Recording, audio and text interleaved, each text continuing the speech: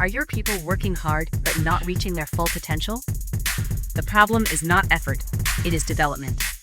At the Modern Observer Group, we transform workforce development into real performance. Our human-centered achievement programs help your team think better, communicate stronger, and execute at a higher level. That means higher employee engagement, stronger leadership, and measurable results across your organization. If you want a workforce that performs, leads, and delivers, it is time to invest in your people. Visit modernobserver.com and discover how the Modern Observer Group helps you build a workforce that wins.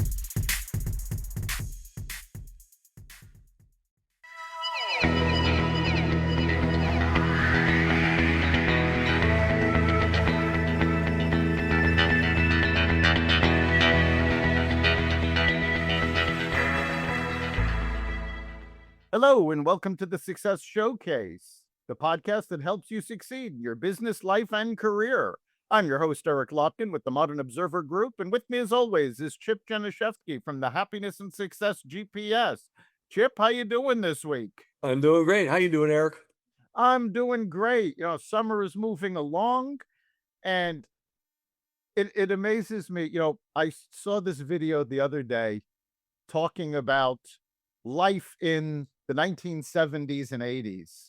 And it was talking about the fact kids would wait for the final school bell of the year to end. And then the summer seemed to last forever. And now I'm looking back and going, yeah, where's the summer going? It's more than half over already. Yeah, it seems to be going faster and faster every year, but better experience in it than the other side of things. So it's great. Yes. Yeah. It is amazing. It's all a matter of perspective. Time does seem to move so much faster. And you don't want to waste any of it.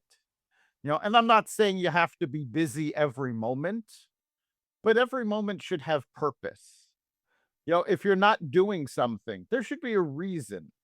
If you're hanging out with friends, that's great because you're building that connection. If you're relaxing or meditating, or recovering, that's a purpose. But it's so important not to let these things just zip by and find purposes in every moment. So Yeah.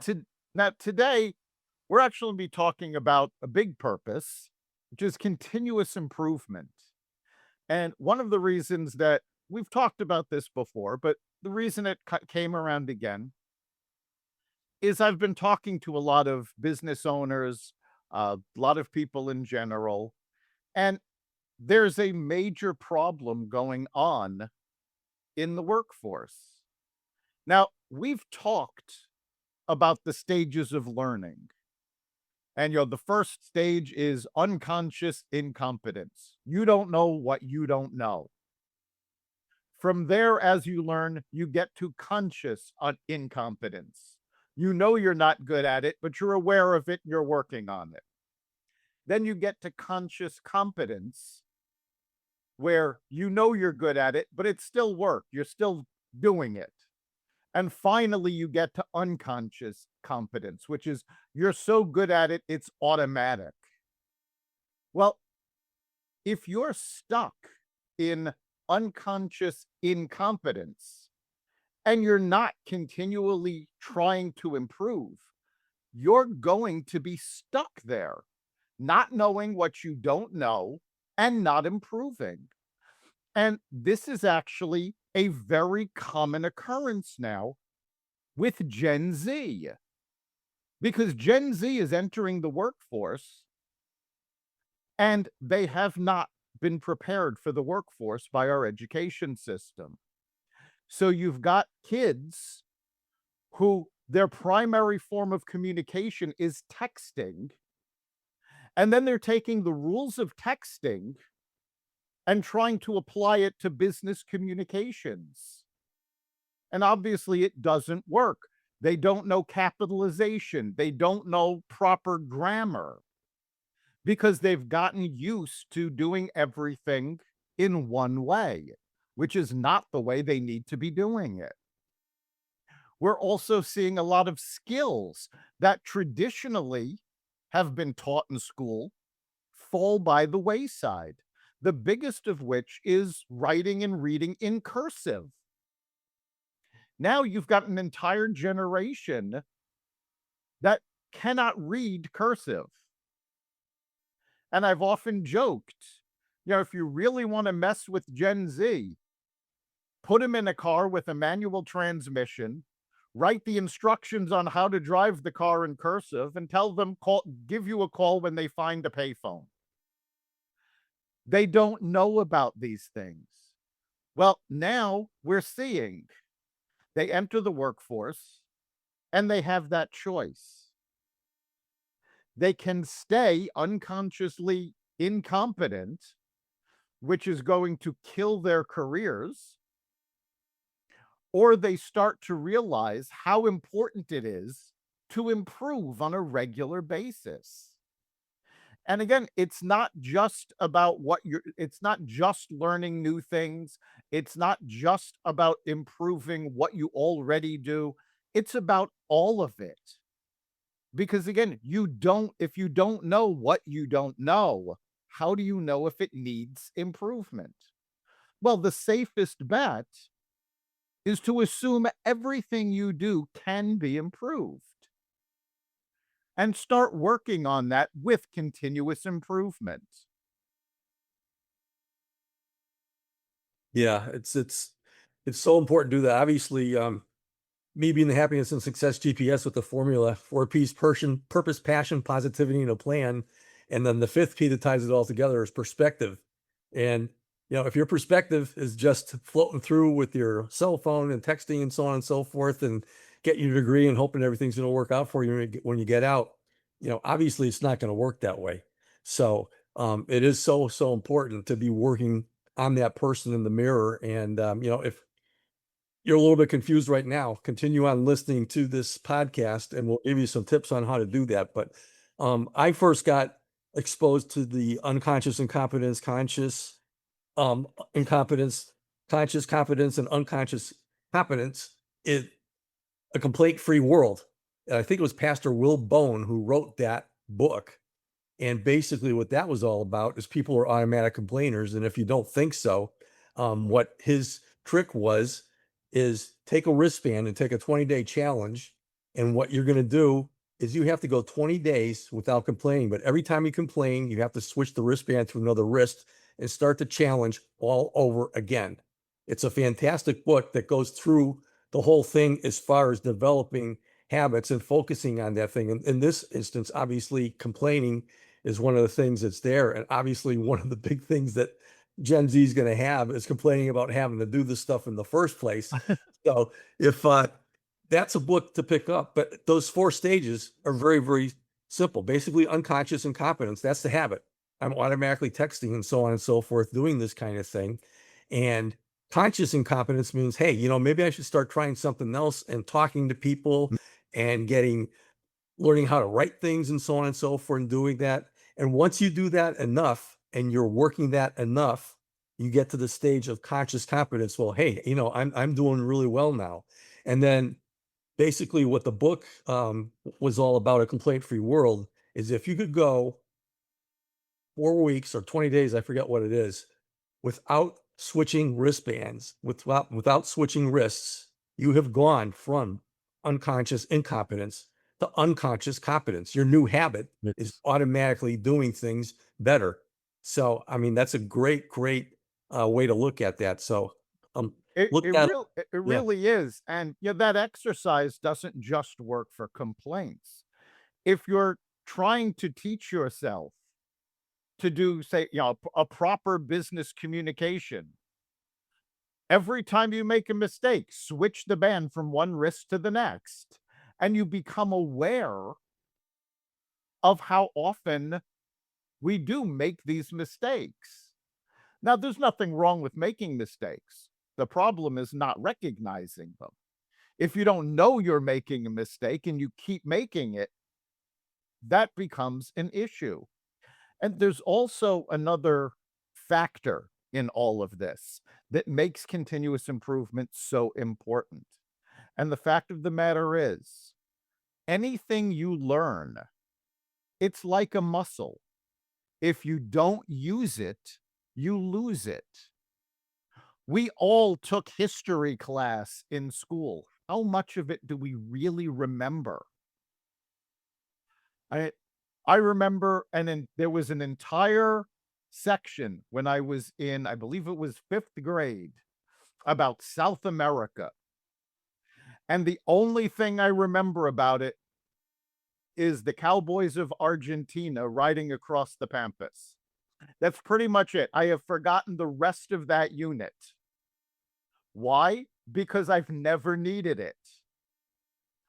But when it comes to little skills that we might not use on a day-to-day basis, but are important to know, we do have to continually improve our ability.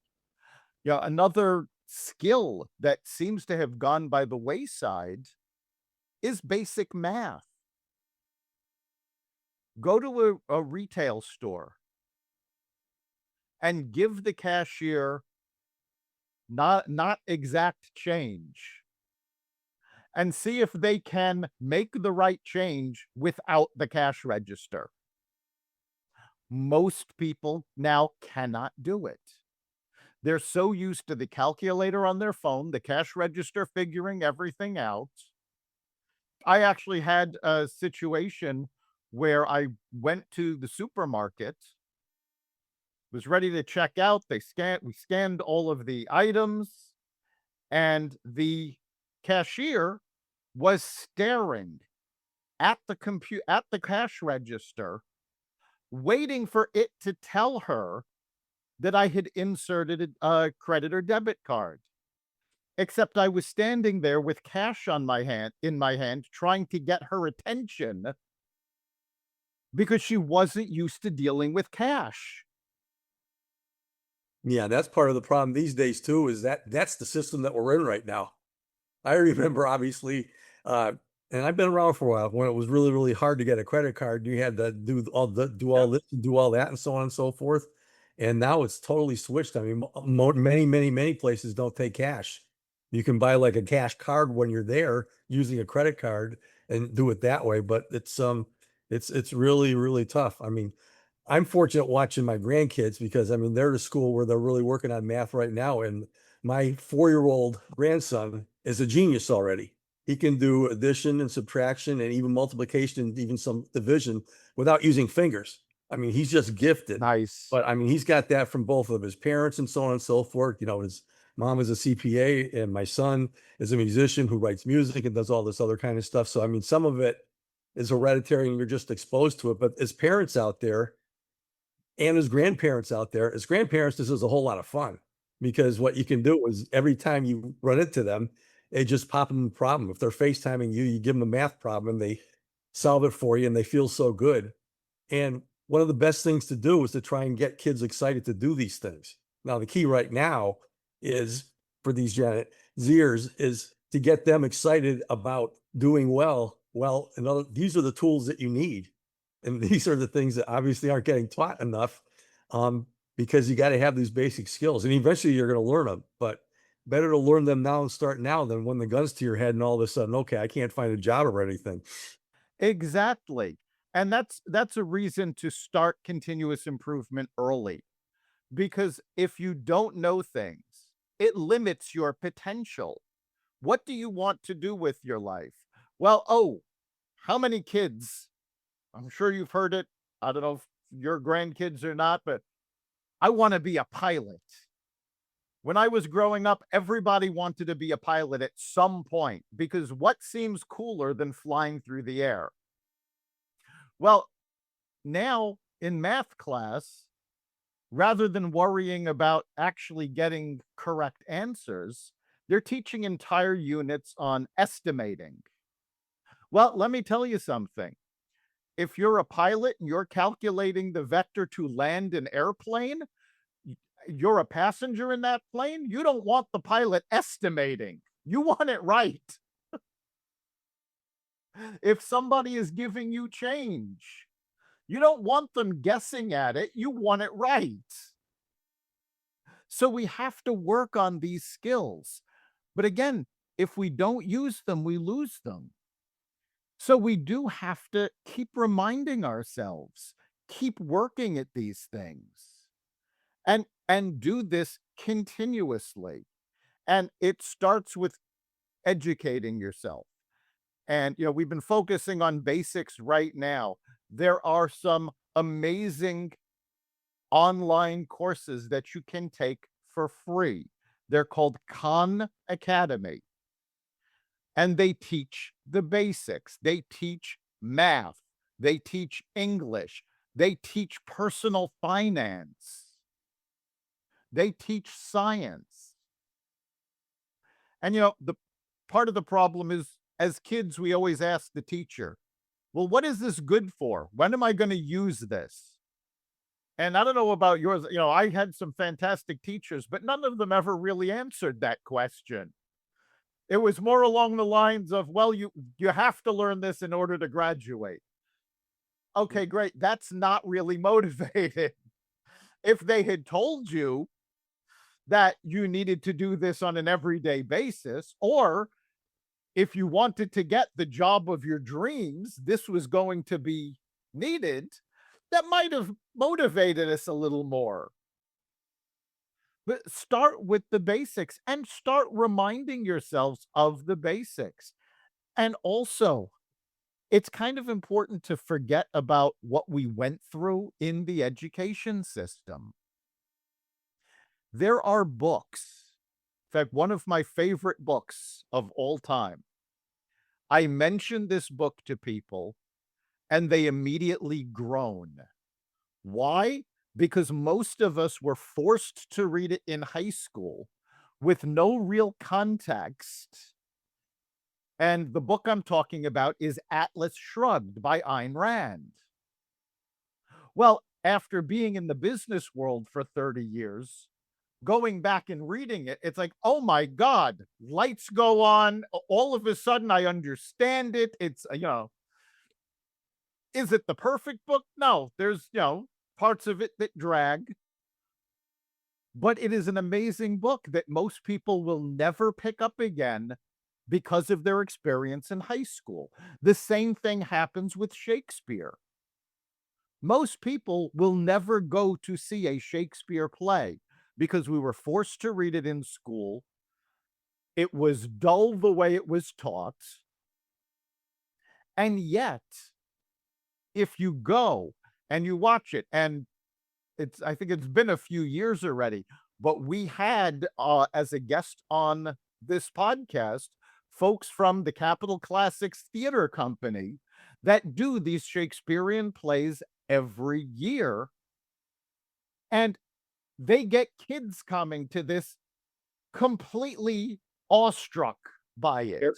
They're having a ball and they're doing very, very well. Actually, the co-founder of that got a major award from the Chamber of Commerce this year just because she does that and so many other things around here. But basically, give it a little plug. But if you're in the Connecticut area, it's at the University of St. Joseph's and it's going on right now, just I think this month and maybe into August.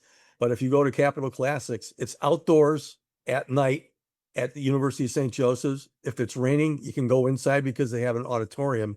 And it's absolutely so entertaining. It's just amazing. We had an after hours there at an event last week for the chamber, which I didn't go to. And thankfully, because that was one of the nights that they had smoke, so they probably had to go inside.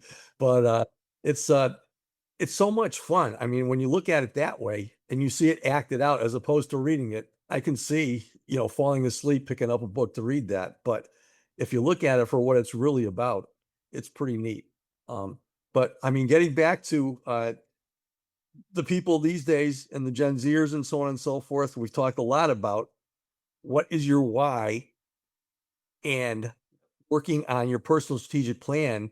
And one of the best things you can do instead of just texting people is get together in a group and share your ideas with each other as far as what you think your why is, and also get other people's opinions, because other people are going to see things in you that you take for granted that you're really good at, that they think are really fantastic about you. And that might stir you to go in that direction, whether it's professionally and so on and so forth, to get that thing going. Because obviously one of the best things that can spur you on personally to do anything is a compliment from somebody else. So if you get together with your friends and so on and so forth, and kind of like brainstorm, do some mastermind groups there. I mean, we do these as business people, but start doing it now, high school, college, and that's going to help out a whole lot if you do this as a group. And that will spur you on to start looking for ways to go from unconscious incompetence to unconscious competence. So it's, don't do it on your own. Won't work. Exactly. And of course, for most folks, education by itself can be very demotivating, but doing it by yourself can certainly be, unmotivational. Not sure if that's a real word, but it is now. Yep. So yes, work with other folks. If you need, a push as to what to look into, look at the things you do on a daily basis, either in your general life or at work. What is something you're doing that you can get better at? Put your ego aside. It doesn't matter who you are. Albert Einstein was always learning. It doesn't matter how much you've accomplished, how smart you are, how good you are at something. Michael Jordan is generally considered the best basketball player of all time. And the fact of the matter is, after every game, he went back to training. He kept training daily, working out, improving himself. He was already the best, but he knew he could still be better. We are all in that situation. No matter how good we are at something, we can always get better. So start by looking at things you're doing on a regular basis. Is there something you don't know about it? Read up on it, watch some videos. Is there a better way to do what you're doing? Examine it. Write down the process that you're using and see, wait a minute, I'm doing this step 3 times. I don't have to do this. I can do it this way. And work on improving things little by little with what you're doing. And then figure out, what thing could you learn that's new, that you don't already know or you're not good at, that can improve what you're doing. And then sort of use this as a trail of breadcrumbs. You use what you're doing to see, oh, okay, if I learn this, I can do this better. When you learn that, it's like, oh, okay, let me get better at that now that I'm learning something new. And what else is that going to lead you to? Because it is very hard to go, okay, I want to learn something new. What? This is a simple process for figuring that out. And again, it doesn't matter what you're trying to improve as long as you're trying to improve. And of course, there are all sorts of benefits as you improve, because you'll see things you don't like doing will take much less time. You might even start enjoying them if you're looking at them from a different perspective. You'll be able to save money by doing things more efficiently. You'll be able to accomplish more. You'll have more time on your hands because you're not spending so much time on humdrum tasks that you have now figured out how to speed up. So there's all sorts of benefits. Yeah, absolutely. And I mean, once you get going, I mean, that's the toughest thing to do, is just say, I'm going to get started. But once you do, and you start sharing this with others and so on and so forth and growing, it automatically is going to develop the momentum. It's going to get your brain psyched to move ahead one achievement at a time. And that's what it's all about. We talk about just doing it, accomplishing it, celebrating it, moving on to the next. And once that becomes a habit, look out. Things just happen wonderfully. And they're not always going to be right, but you're one step closer to a success with every failure. It's just got to keep persistent in doing it, and it's going to work out. And again, I can't emphasize this enough. Is just share it with others. Don't go it alone, because even if you do go by yourself, you're only celebrating with the person in the mirror, and we're social creatures and we need each other big time. Exactly. And, it doesn't matter if you fail. You don't have to get it right the first time. Yeah, Thomas Edison famously said, yeah, he never failed. He just found 100 ways that didn't work, but he kept plugging away. And this was actually in relation to his invention of the light bulb.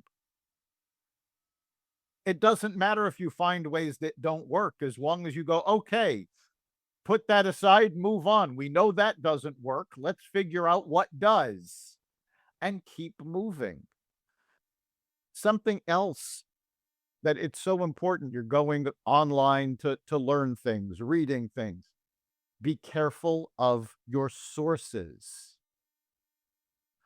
Nothing is going to set you back more than heading forward on the wrong path. And I will give you an example. We have talked a lot about the power of audiobooks and Audible.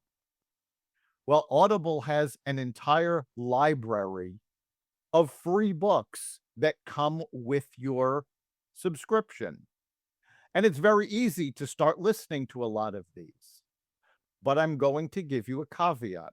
There are a lot of books now that are narrated by something called virtual voice. Virtual voice is an AI program that reads text.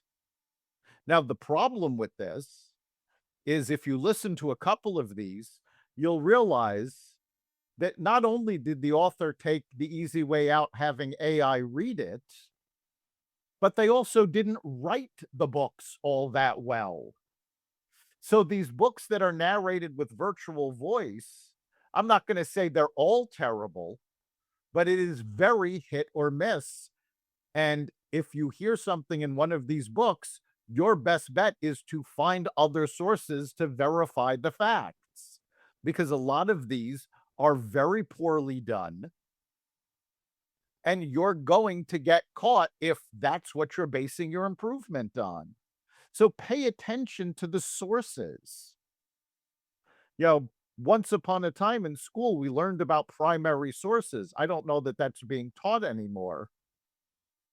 But social media is not a primary source. A lot of times, these virtual voice books are not a primary source. They're taking things that somebody else told them and redistributing them. Do a little more research.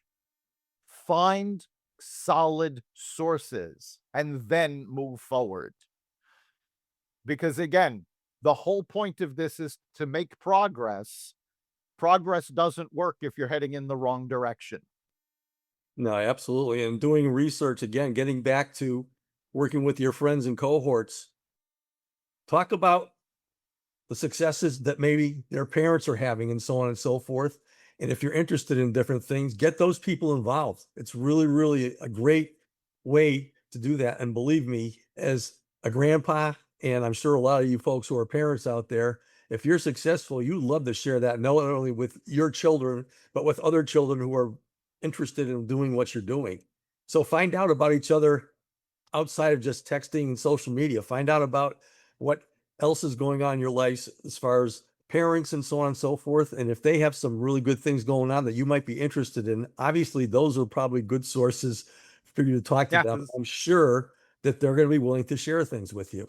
I mean, it's, as I said, I mean, being a grandparent and seeing generations grow up, I have so much confidence just in the psyche and the wonder of today's children that the potential is there, and what they need is guidance to make that whole thing work out well. And it's there. So just reach out for that and come up with a plan and just make it happen. And offering that guidance is also another way to improve yourself. There is no better way to learn something than to have to teach it to somebody else. And in fact, that is a staple of martial arts. Once you achieve a certain level in most martial arts, you are required to start teaching so that you keep learning. There's no better way to make sure you know something backwards and forwards than to have to teach it to somebody else. So Start exploring different topics, different things you do. Build that expertise, but never assume that you know all there is to know or that you cannot improve, because it's simply not true. And most people that assume they know everything are actually in the state of unconscious incompetence, and they don't know what they don't know. So we are just about at the end of our time. What do you think the big takeaway is for our listeners this week? Well, obviously, just get going. But to start that out, do a self-analysis. We've talked about this before. What things are you interested in? What things are you good at? What do you like to do? Share this with your friends, get their input on that, and so on. That will help spark you to identify some areas that, if you don't know them already, these are things that you should start investigating, and then just put a plan together to go out and make that happen. And it's so, so important to do that and use the other resources that you have there, the people that you know, the successful people that are out there, your family, whatever sources of encouragement you can use, but also do some research online, reputable sources, and just start saturating yourself with that. Maybe set some time aside where you're going to do no texting for hours at a time and so on and so forth, and just switch your priorities. But the key is just getting started, and momentum's going to kick in once you do. And you are going to feel very fulfilled, very happy, very successful for doing that. And the sky's the limit as to what you can do. Absolutely. I think for me, the big takeaways, there's actually two of them. One is just try something. Doesn't matter what it is, something new, something you're already doing. Just try something. The more you do, the better you'll get. It doesn't matter if you're perfect the first time. You don't have to be. And quite frankly, the fact of the matter is, nobody is perfect. Michael Jordan still missed baskets from time to time. Babe Ruth was the home run leader for a long time, but he was also the strikeout leader. So nobody is perfect 100% of the time, but you can get moments, and those moments are amazing, and you can't get them unless you try. And the second thing is, put in the work. Don't just flit about and go, oh, well, this is nice and this is nice. No, focus on something. Put in the effort to get better. Doesn't matter if it's a golf swing, if it's throwing free throws, if it's reading and writing, if it's a computer skill, whatever it is that you're working at, put the time aside to actually focus on it. Improve yourself, get it done. Because the fact of the matter is, if you're not constantly improving, you're falling behind. If you don't use the knowledge, you lose the knowledge. So keep working at it and build into the best you can be. You've been listening to the Success Showcase. You can catch every episode at xvadio.com, the Apple Podcast app, YouTube, Rumble, Spotify, iHeartRadio, Audible, Amazon Music, and wherever you find podcasts. And remember to like and subscribe to the podcast wherever you listen to it. Let's go out there and make this your best week ever, and make next week even better. We'll see you then.